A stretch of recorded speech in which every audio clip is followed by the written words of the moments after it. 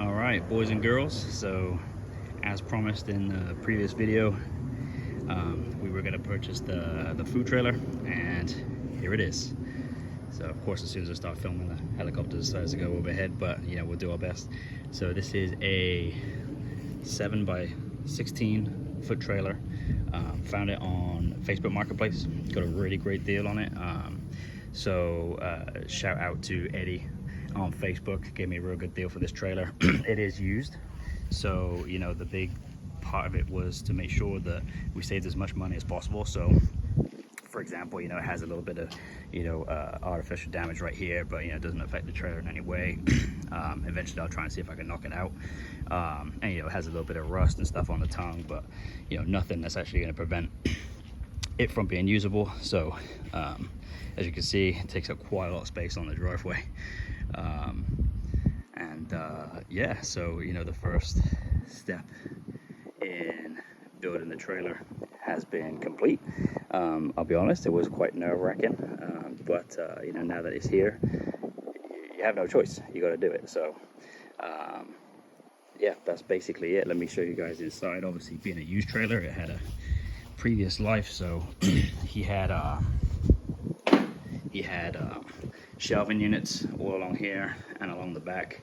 So already ripped those out. You can see them on the floor right here. And yeah, so basically first step is just, you know, gutting it and getting a clean slate to work from. So these are gonna go. I've removed all the trim from the outside already. And this one, actually, the electrical is one of the first steps. So to do that, I had to remove, well, actually I had to cut, which you can see it's not very even, but it doesn't really matter because it's going to get covered up. Had to cut all along through here because the plywood were flush, so they were right up next against each other. So in order to run the Romex wire over the roof and, you know, create the outlets and stuff, I actually had to physically cut this just now.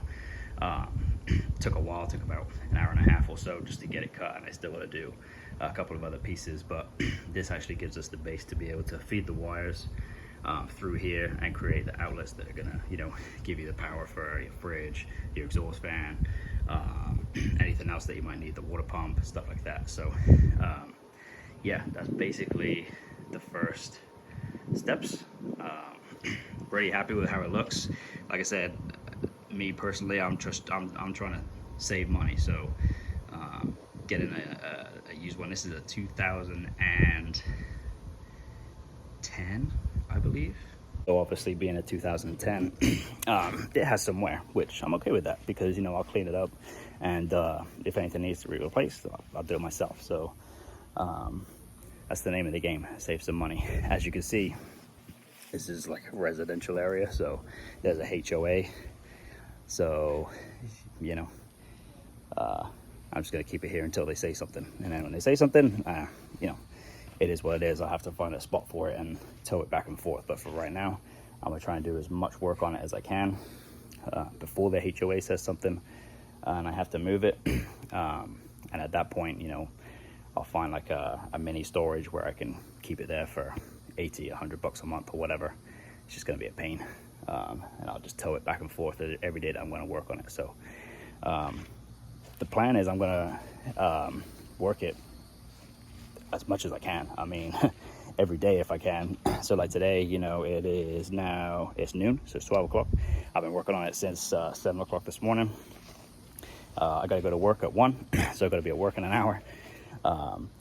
So you know, I put 5 hours of work in this morning. Got the trim off, cut the holes that I needed. So now tomorrow I work again at 1, so I'll get up early again, and then I'll start wiring it and figuring out where I'm going to put my outlets and my switches, etc., etc. So yeah, that is the first step in the journey. One other thing that you know, it depends what kind of equipment that you have at home already. I mean, I do like to do projects myself quite a lot, so you know, I have a lot of the basic tools that you need, you know, drills, drivers, hand saws, or whatever, jigsaws, blah blah blah blah.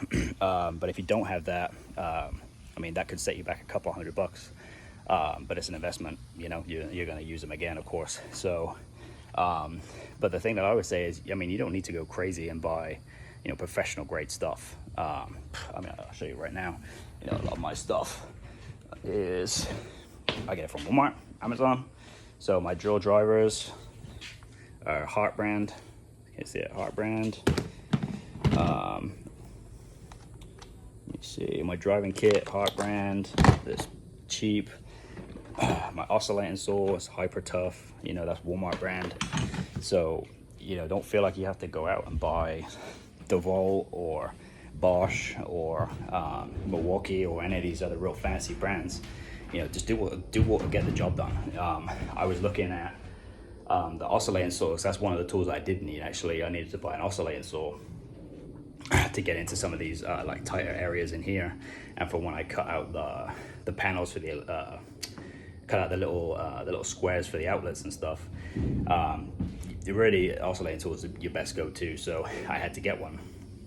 And I was looking at, you know, some of the ones by, you know, DeWalt and these other higher end brands are $100. I mean, you don't need to spend $100. I bought that for $19.99 from Walmart, Hyper Tough. And it does the job, as you can see. So, you know, you can save money there too. If you've got the money, hey, you know, more the better for you. But my personal opinion, you can save a lot of money there just by getting the tool that does the job. You know, you see all these construction guys that obviously they need high-end equipment because they use them every single day. You know, that's different. But for a project like this, something like Hyper Tough, Walmart brand, or something on Amazon that does the job. You can get cordless oscillating saws, which that's why they're more expensive, because they're 20-volt lithium. But that's just a plug-in, so you just plug it right into the mains. It does exactly the same thing. So it's just, it vibrates a little bit more, but you know, we're trying to save money here. So that would be my like number one tip. Don't go crazy on buying a bunch of stuff. Just get what you need and try and cut some corners, get the cheapest ones.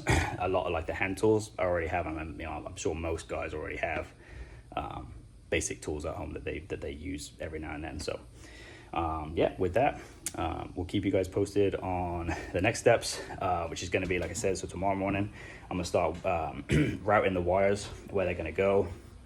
I already started kind of, you know, writing down some of the stuff so I can, you know, have an idea in my head where the stuff's going to go. Big shout out to Frank Boltieras again. Thank you, because the layout for what I'm going to do is basically what he's done on his food truck rolling burritos. So it's just copy and paste. You don't need to be an expert. You just have to be able to copy and paste. If you can do that, then, you know, anybody can do it. So, yep, till next time.